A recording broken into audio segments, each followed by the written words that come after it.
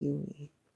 اور یہ فرشتے جو ہیں یہ ان انسان کے گارڈز ہوتے ہیں، وہ اس کی حفاظت کرتے ہیں اس وقت تک کہ جب تک اس کو موت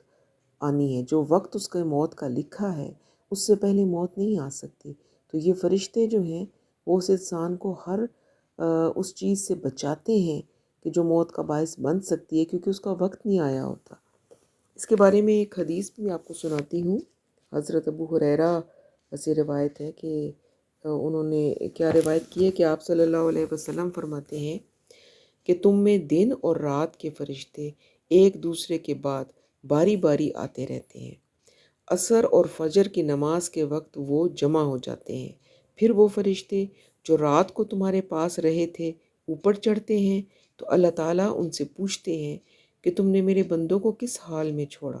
حالانکہ اللہ تعالیٰ خوب واقف ہیں، لیکن پھر بھی وہ ان سے پوچھتے ہیں۔ تو فرشتے عرض کرتے ہیں ہم نے جب انہیں چھوڑا تو وہ نماز پڑھ رہے تھے، اور جب ان کے پاس گئے تو بھی وہ نماز پڑھ رہے تھے۔ یہ بخاری کی حدیث ہے۔ تو اس حدیث میں ان فرشتوں کا ذکر ہے جو کہ انسان کا نامہ اعمال مرتب کرتے ہیں۔ رات کے فرشتے الگ ہیں اور دن کے فرشتے الگ ہیں۔ اس کے علاوہ بھی کچھ فرشتے ہیں،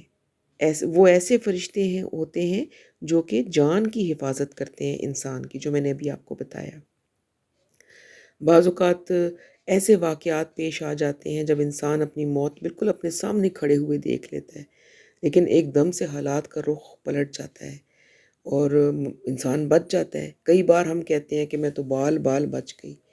تو اس طریقے سے جب تک کہ انسان کی زندگی لکھی ہے اس وقت تک وہ فرشتے جو ہیں وہ اس کو ہر طرح کی آفت سے بچاتے رہتے ہیں۔ تو یہ اللہ تعالیٰ کی طرف سے گارڈز مقرر کیے گئے ہیں انسان کے اوپر۔ آگے فرمایا پھر ان روحوں کو، یعنی جب فرشتے روح قبض کر لیتے ہیں تو ان روحوں کو اللہ تعالیٰ کی طرف لوٹایا جاتا ہے جو کہ ان کا حقیقی مالک ہے۔ یہ اصل مالک تو اللہ کی ذات ہے، اسی کی طرف ہم لوٹ کر چلے جائیں گے واپس۔ تو جب فرشتے جن کا میں ذکر کر رہی تھی وہ آتے ہیں، انسان کی موت، کسی کی موت کا ٹائم آ گیا تو فرشتے آ جاتے ہیں روح قبض کرنے کے لیے، اور جب تک موت کا ٹائم نہیں ہوتا تو وہ فرشتے انسان کی حفاظت کرتے رہتے ہیں۔ تو جب کسی کی موت کا وقت آتا ہے اور وہ فرشتے آتے ہیں روح کو قبض کرنے کے لیے، تو احادیث کی روشنی میں یہ بات آپ کو بتا رہی ہوں۔ تو انسان کی روح قبض کرنے آتے ہیں تو فرشتوں کے رویے سے ہی مرنے والے کو یہ پتہ چل جاتا ہے کہ وہ اہل جنت میں سے ہے یا پھر اہل دوزخ میں سے ہے، کیونکہ جنتی کی روح کو ریشم کے کپڑوں میں لپیٹ کر آسمان کی طرف لے جایا جاتا ہے، تو اس روح کی پھر وہاں پر بڑی پذیرائی کی جاتی ہے، آسمان کے دروازے کھول دیے جاتے ہیں، پھر اس کو بڑی عزت اور احترام اور اکرام سے واپس بھیجا جاتا ہے۔ اور پھر جب یہ روح اپنی میت کے پاس آتی ہے تو پھر اس کے ساتھ ساتھ رہتی ہے اور پکارتی رہتی ہے کہ مجھے جلدی جلدی میری تدفین کر دو اور مجھے لے چلو۔ پھر تدفین کے وقت قبر میں جب سوال و جواب ہو چکے ہوتے ہیں تو اس وقت پھر اس روح کو ایک خاص مقام ہے علیین، وہاں پہنچا دیا جاتا ہے، اور وہاں جو ہے یہ رہتی ہے اس وقت تک کہ جب قیامت آئے گی۔ اور پھر اسی طرح سے جو دوزخی کی روح ہوتی ہے وہ جب فرشتے آتے ہیں تو وہ بدبودار کپڑوں میں لپیٹ کر اور آسمان کی طرف اس کو لے کر جاتے ہیں، تو اس کے لیے جو ہے وہ آسمان کے دروازے نہیں کھولے جاتے اور اس کو واپس بھیج دیا جاتا ہے۔ پھر اسے وہاں سے وہ روح جو ہے وہ میت کی طرف پھینک دی جاتی ہے، اور وہ روح پکار پکار کر کہتی ہے کہ مجھے تدفین کے لیے نہ لے جاؤ، کیونکہ اس کا دل دنیا میں لگا ہوا ہوتا ہے اور اس کو اپنا انجام نظر آ رہا ہوتا ہے۔ پھر جب تدفین کے بعد قبر میں سوال جواب ہوتے ہیں اور وہ اس امتحان میں بھی پھر ناکام ہو جاتی ہے، تو پھر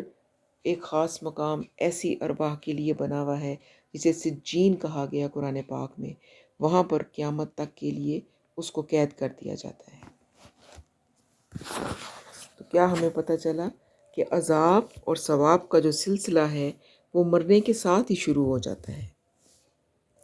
اور قبر میں جنتی کے لیے جنت کی ایک کھڑکی کھول دی جاتی ہے اور وہ قیامت تک ایسے ہی اکرام اور مسرت کے ساتھ نیند،